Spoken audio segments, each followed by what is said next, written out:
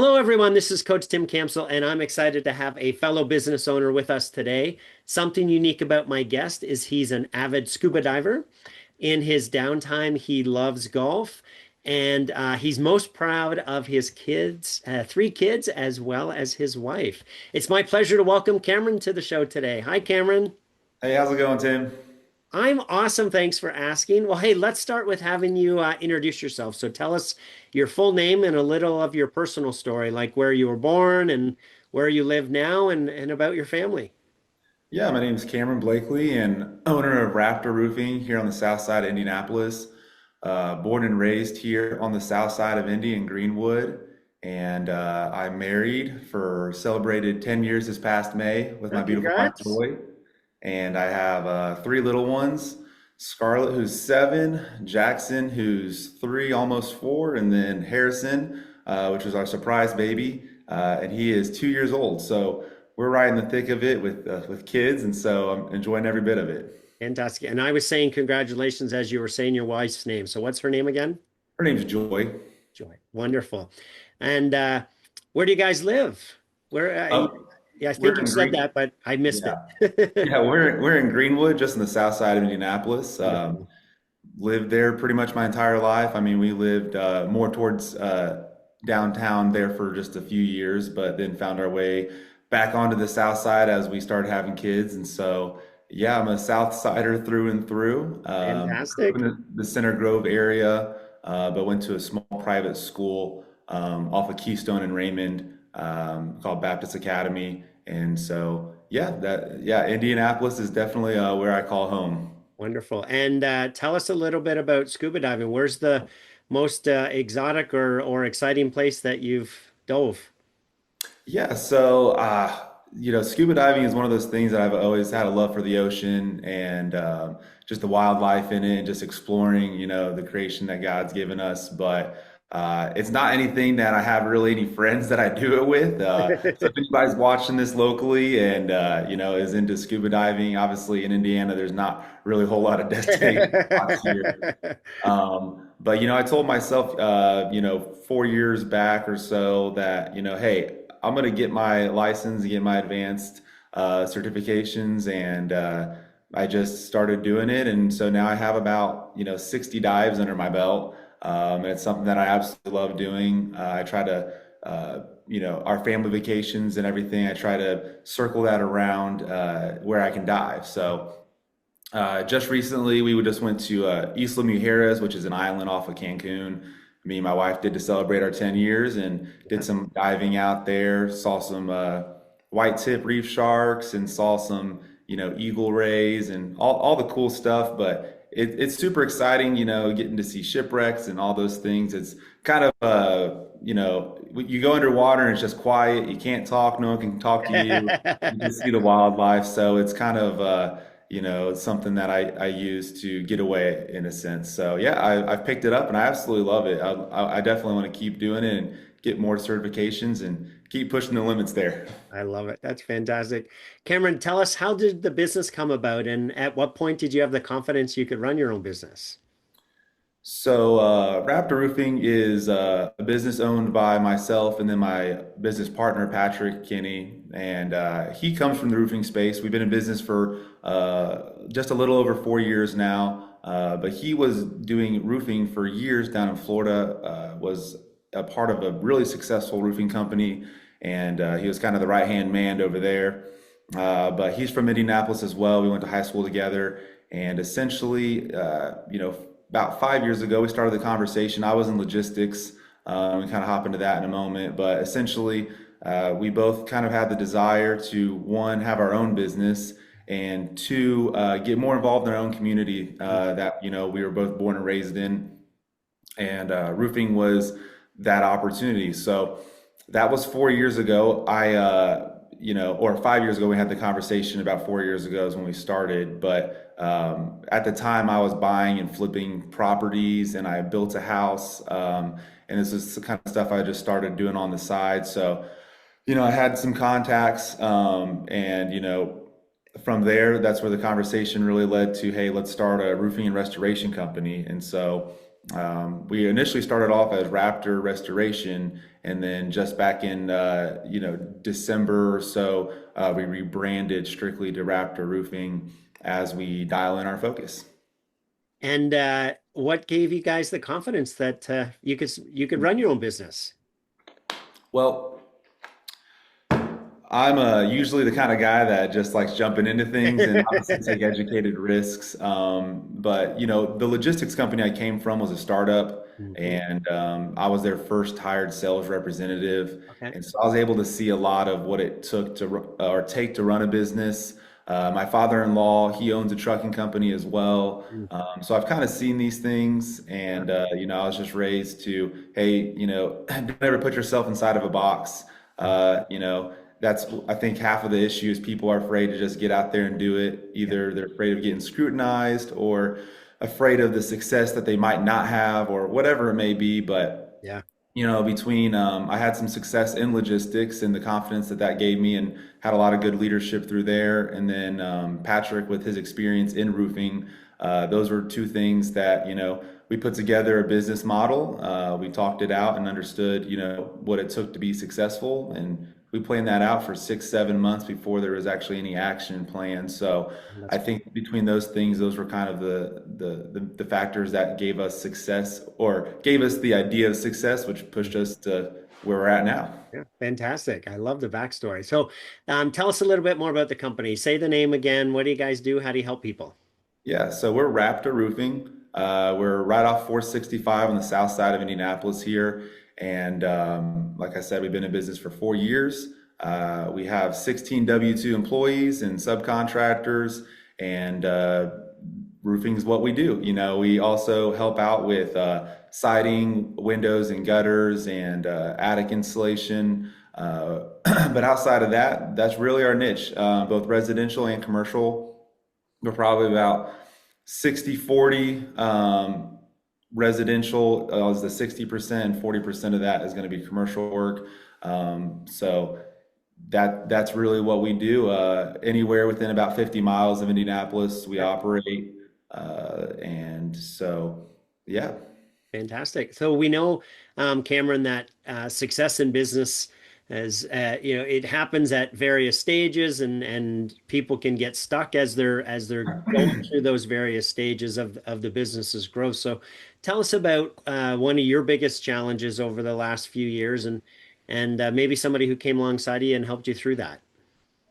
Yeah. So in roofing in general, I come from, well, I've done sales my entire life, from banking to my first sales job was selling cell phones at Radio Shack. But, I've had the privilege to work with all types of different folks, and that's helped us a lot in being able to work with our community. But for the last 7.5, 8 years, I was in the logistics world, which was business to business sales.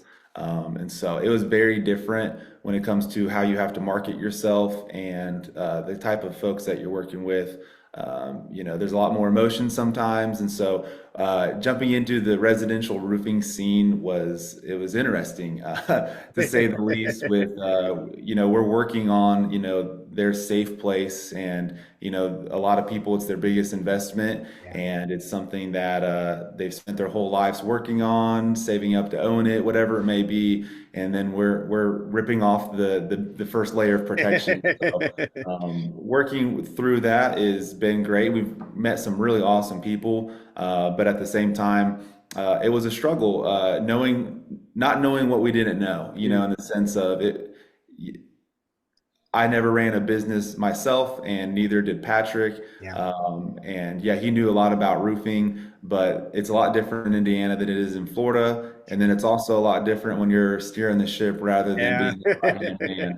So, we had some obstacles that, we overcame, and on a daily basis, we're overcoming them. But it's sometimes in business you don't know what you don't know until Yeah. you get into it, and I would say that's probably was the biggest hurdle. Was something that maybe we both thought that would be an easy part of it became the hardest part. And Yeah. so just navigating that and taking proper steps to overcome those obstacles was difficult at times, and but figuring it out as we go. I don't want to sit here and say we figured it out. Yeah. It's a daily grind, and as you grow, there's just new and different problems. But I think that that's part of it. I enjoy the hustle and the grind of navigating situations and finding success over your problems.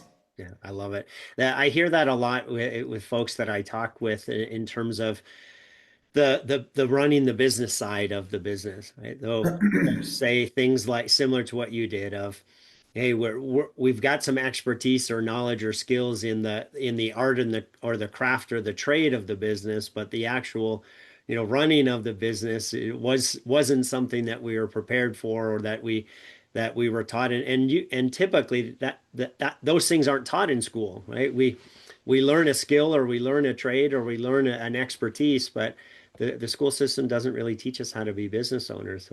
So we either do what you're saying, right? We learn it as we go, and sometimes we're drinking from the fire hose. But if we stay at it, right, we figure some things out and we systematize it, or sometimes we can get outside help to help accelerate that learning.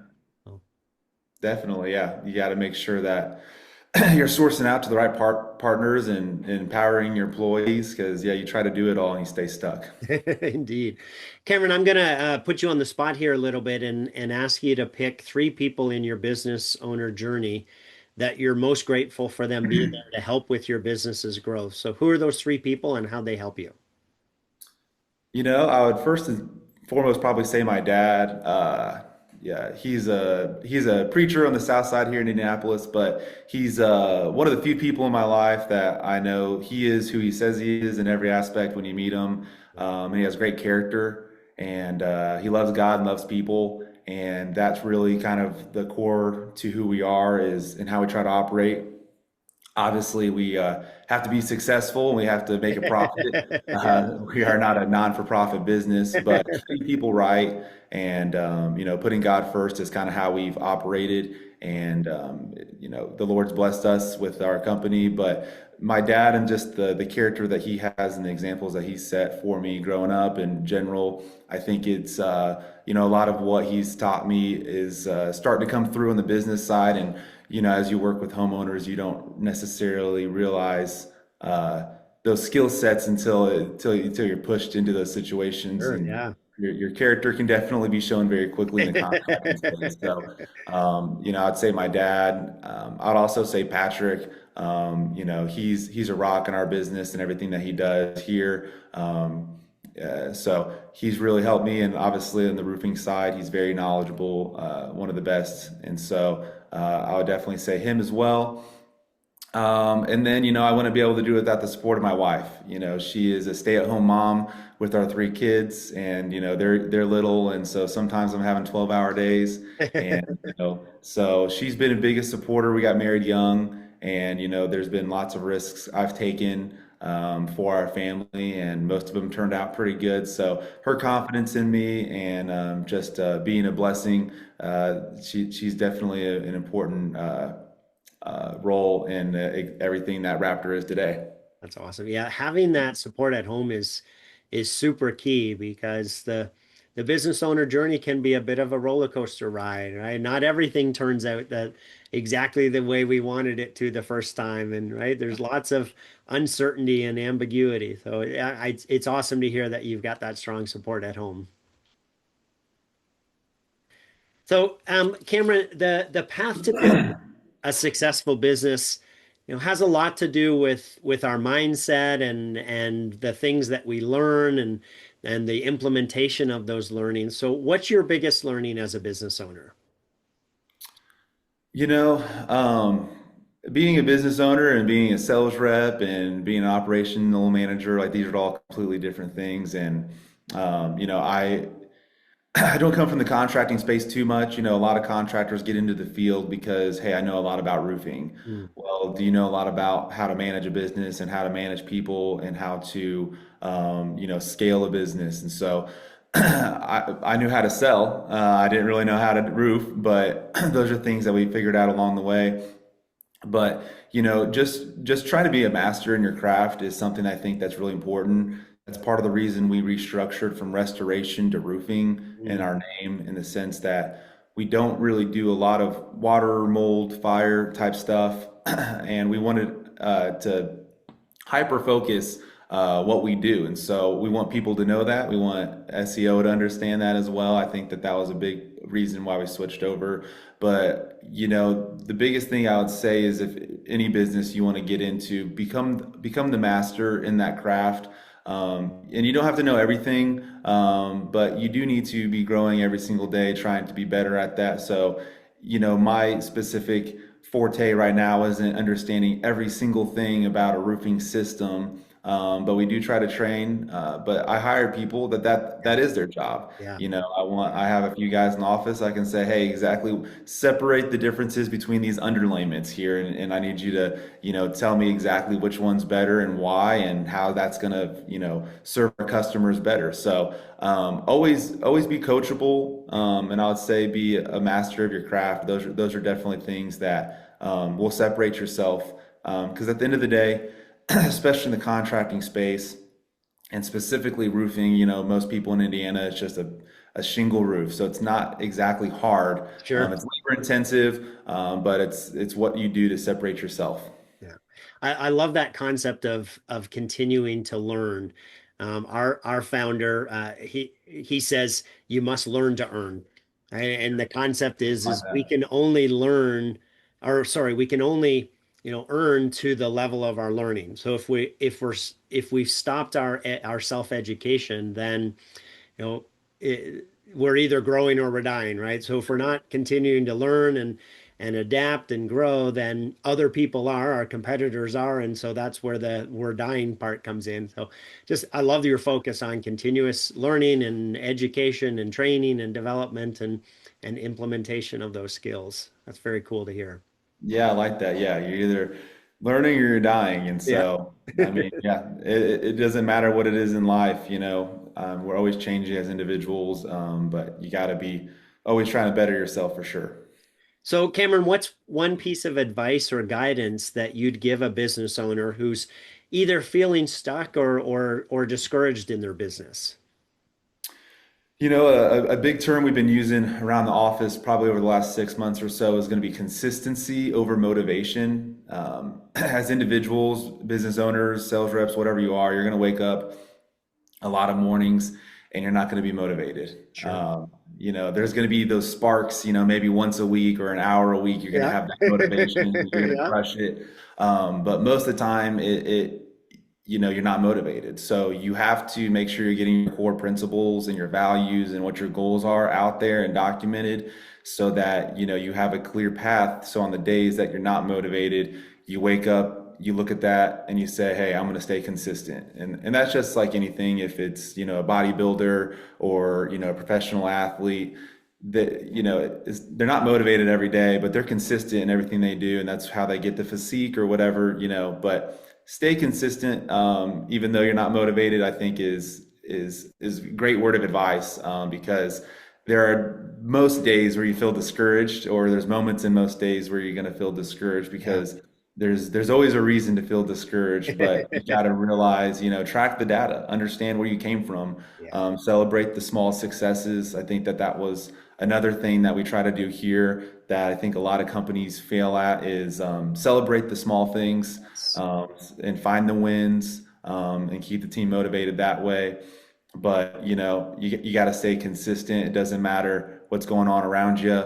You got to stay consistent. Yeah. A couple things you said that sparked in my head is the idea that there's going to be ups and downs every day, right? And if we tie what we do to our feelings, right, or to the ups and downs, then the business is going to go up and down on a daily basis. So, but Mhm. instead, being consistent, following the process or the procedure, or doing things the way that it's meant to be done, allows us to smooth over the ups and downs and see and the other thing that I love that you said is the tracking, right? So we can look back and go, well, yeah, look at there were some ups and downs, but overall in the last X months, right, we're growing. And so, it's impossible to be always on and to always be growing because there are surprises and learnings and challenges that happen throughout the business journey. So having that longer term perspective of, hey, we're just going to be consistent. We're going to push through. Great advice. Thanks for sharing that. No problem. Yeah. So, as you think about the next year, Cameron, where is an area that either maybe you're currently feeling stuck, or you just know that you gotta sort out and figure out in order to achieve your long-term goals? You know, like I said, back in December, we rebranded, and that was expensive from our marketing, from our truck wraps to our office, and all everything. So rebranding, that was a challenge that I felt like we needed to do to get hyper focused in what we're doing. And so, with that being said, we've also done a few things over the last year to really set ourselves up for 2026. We have spent a lot of time in fulfilling roles such as, new sales manager and a full production team from, a runner to production manager to, we have a production coordinator as well. We have an accounting team. So over the last, 18 months or so, we've really filled all those roles. And so we've really been trying to create a base so that Hmm. we can properly serve our clients in the sense of a lot of companies, they just want to bring on whoever and have them just sell roofs or whatever they want to do in that aspect. And then they either there's a storm, so they have a lot of volume, or they, get some really good talent and they're not able to properly fulfill what's there. So we've worked really hard over the last, like I said, probably a year and a half fulfilling these spots. And so we've really pushed to get to that spot. So we've been spending a lot and our revenue has been good, but we're ready to kind of take off. I would say that, over the next 12 months, we really need to make a big push when it comes to the amount of volume we're pushing into the team. But I think that, we set our base to be successful in that area, and I'm super excited for what's to come there. Yeah, I again love the context here of, you know, build the base, get the right people in, figure out the systems and the processes and procedures so that you're setting yourself up to grow. Because the worst thing that we could do is start bringing in more customers and then give them bad experiences. So Yep, the what I'm hearing you say is we've spent the last 12 to 18 months in ensuring that we can provide great service and a great experience. So now we can focus on that next hyper growth mode, knowing that the foundation is there. that's it. Yep, exactly. But it's tough, especially as a newer business and just trying to. There's just a lot of spend involved, and we're active in our community. We do a lot of volunteer work and charities and sponsorships, and so it's been important to make sure that we're doing it right. I know in our previous conversations, we kind of just talked about how we're trying to redefine roofing with modern solutions for our community. And so, we got to go at it with a little bit of a different tact than a lot of roofing companies go about it. We're not shooting from the hip. Everything is, it's educated, and we have a purpose and a plan with the customers that we're working with. But yeah, setting the base to make sure that exactly that we can serve our clients properly is huge. Yeah. Cameron, why don't you share a little bit more about that in terms of what makes you guys different, or how are you different than right than the other roofing companies? I know we didn't talk about it today, but you're right. You and I chatted about it in our last chat, and I think that's important for folks listening to hear. Why don't you get into that a little bit more? Yeah, so with keeping it halfway short, in the contracting space, it's not that difficult to separate yourself, and I think that that's where Patrick and I, when we started the business, said because I was having pain points myself as I was subcontracting out work for my builds or my flips. It was different types of contractors, but the same problems. Mm. And that's going to be communication, professionalism, honesty, and quality work. And so that's where the conversation kind of started. And so it's like, cool, we know we can do those things based off of our integrity and the attention to detail that we have. And with my sales experience and Patrick's knowledge in roofing, we said, hey, I think we make a good team. But as we got into it, we did realize, yeah, I mean, that we were right in the aspect of we pick up the phones and we're going to get business, and we do what we say we're going to do. So the first year and a half or so, we really worked off a referral basis.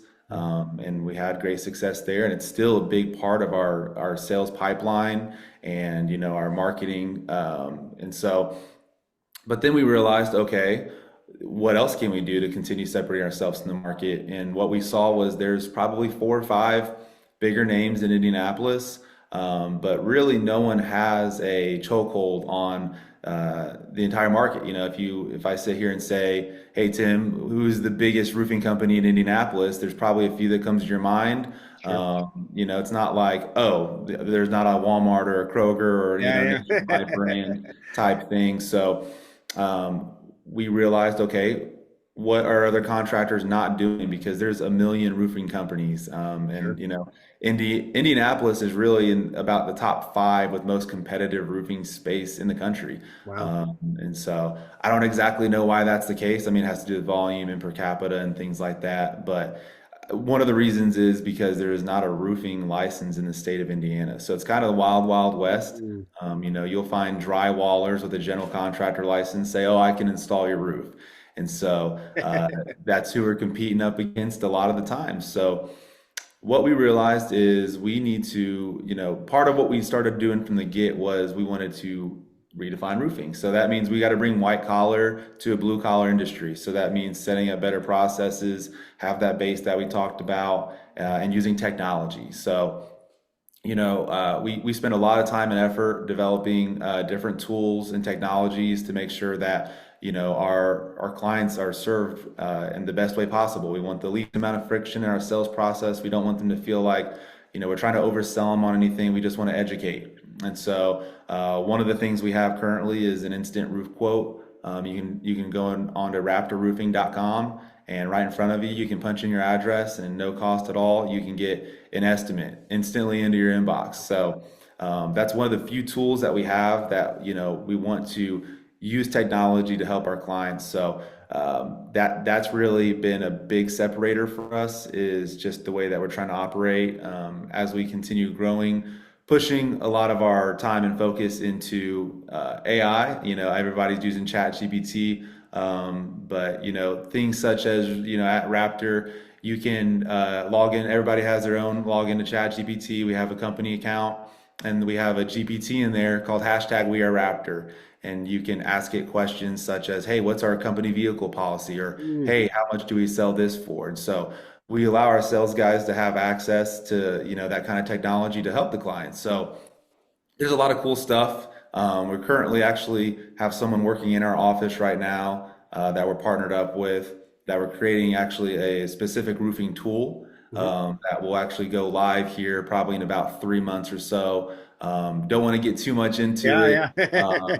but essentially, I think it's a tool that in the roofing space, I think a lot of guys would love it. So we're excited to roll that out. Very But cool.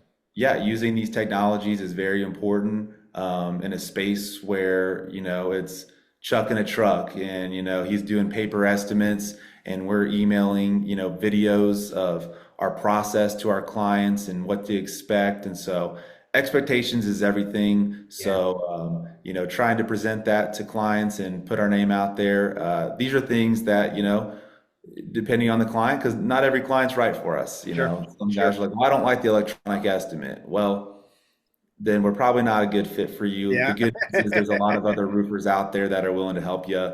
But no, we try to use these things to streamline the process of roofing. A lot of times, if I think of the HVAC space, I'm a very busy person, and if my system went down, I don't want to have to go home, meet them there so they can Yeah, inspect it, and then they come back another day and try to sell me for the next hour and a half on 3 different systems that I don't really care I just want the professional that, can tell me, hey, this is what you need and we're going to install it and this is when we're going to be done and this is what's going to cost. Let's get it done. And so, that's kind of our target audience is, hey, I want it right and I want to be protected. So make sure you're properly insured in these things. Yeah.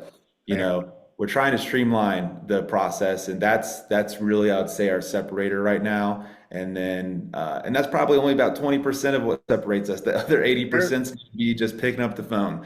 So if I'm talking to anybody right now that's looking at getting into contracting space, I mean, there's a lot into it, but if you pick up your phone and you're honest and you have a little bit of hustle in you, you'll figure it out. I love it. Cameron, last question. Jim Rohn, one of his famous quotes was, "We become the average of the 5 people that we spend the most time with." So, as you think about that quote, what advice would you have for business owners who are feeling overwhelmed and trying to do it all on their own, figure it out by themselves? Yeah, I mean, I think that, you have to take some risks as a business owner, and make sacrifices if you want to do something great. Patrick and I had a conversation when we first got into business. It's like, hey, I could sell, and we brought on his brother off the bat, and he's a great salesman. And we're like, hey, the two of us could sell. Patrick could run the operations. We could probably do 5-6 million a year with just the three of us and be really profitable. But the reason we got into business is because we want to impact our community and we want to impact employees. And so we have to have employees and we have to be able to have a wide range of volume to be able to get connected within the community. So a big thing we do here, and this is what I would recommend to other small business owners is, you got to hire the right people, but you got to take those risks, and then you have to empower them to be able to make decisions for the business, and make sure you're aligned with them in that aspect. But I'm all for, if we hire you on, I'm going to quickly say, hey, obviously you can come with solutions to a problem and I'll give you my advice. But in reality, I hired you because I trust you and I believe that you're going to make the right decision for our employees and for our community. And so take that leap, hire that accountant, hire that manager, hire that, that other representative. People try to hold on to, what they do on their own because they are afraid of those fears of having, a bad product or someone that's going to screw them over, or whatever those fears may be. But you got to be able to take those leaps, and you're gonna have, you're gonna make some bad hires. It's part of it. It's a business, so don't be afraid. Don't be afraid to take action, I guess, is probably a really good word to say. Is take action. Make sure you have that vision set out in front of you, but take action.